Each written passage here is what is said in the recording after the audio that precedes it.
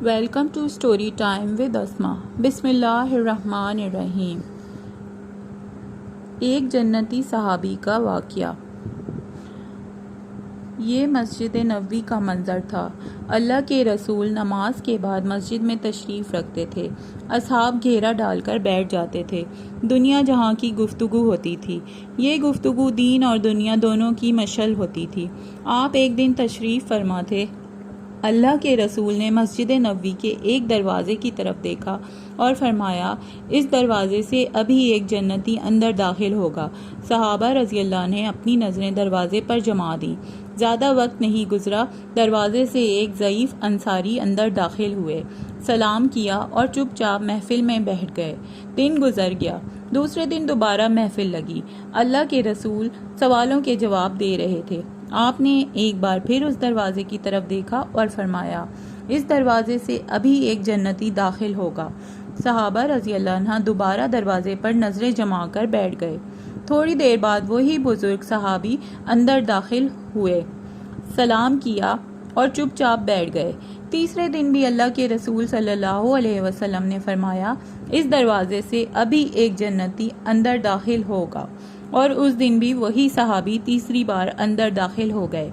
محفل میں ایک ایسے صحابی بھی موجود تھے جن کی عبادت گزاری انتہا کو چھو رہی تھی۔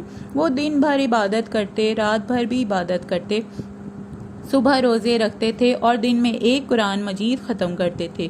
ان کی یہ عبادت گزاری دیکھ کر اللہ کے رسول نے ان پر پابندی لگا دی۔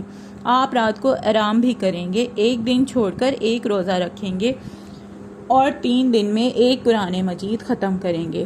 ان کا نام حضرت عبداللہ بن عمرو بن العاص رضی اللہ تعالی عنہ تھا۔ یہ عبادت گزار ترین صحابی تھے۔ یہ تینوں دن رسول اللہ صلی اللہ علیہ وسلم کی محفل میں موجود تھے۔ یہ اس غیر معروف انصاری صحابی کے بارے میں یہ بشارت سن کر حیران رہ گئے اور انہوں نے سوچا، یہ شخص یقیناً مجھ سے زیادہ عبادت کرتا ہوگا۔ چنانچہ وہ اگلے دن اس صحابی کے گھر چلے گئے اور چند دن کے لیے مہمان بننے کی درخواست کی۔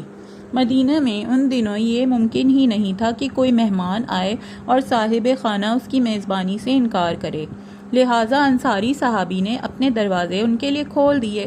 مہمان اور میزبان دونوں نے رات کا کھانا کھایا، عشاء کی نماز پڑھی اور چارپائیوں پر چلے گئے۔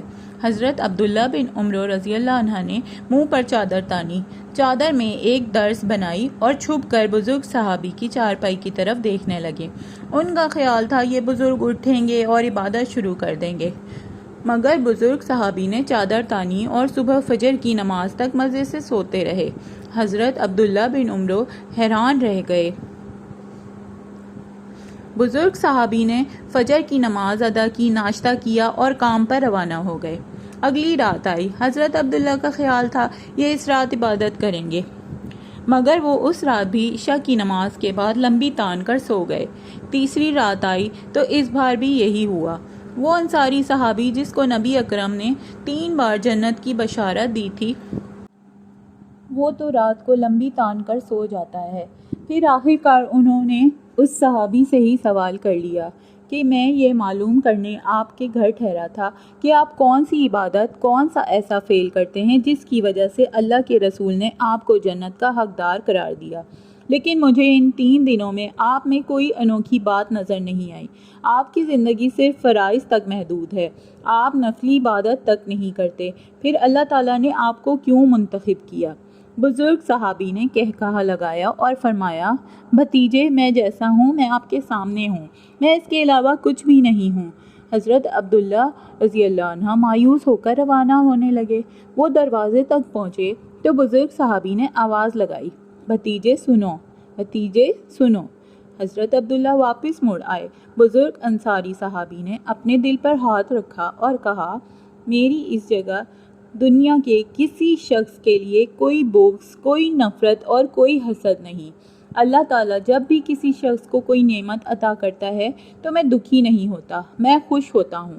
حضرت عبداللہ بن عمرو بن العاص نے یہ سنا تو انہیں کرنٹ سا لگا اور وہ چلا کر بولے، یہی ہے وہ، یہی ہے وہ۔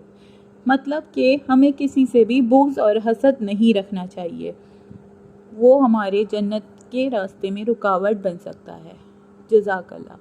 اگر آپ کو یہ قصہ پسند آیا ہے تو please like, share and subscribe my channel. Thank you.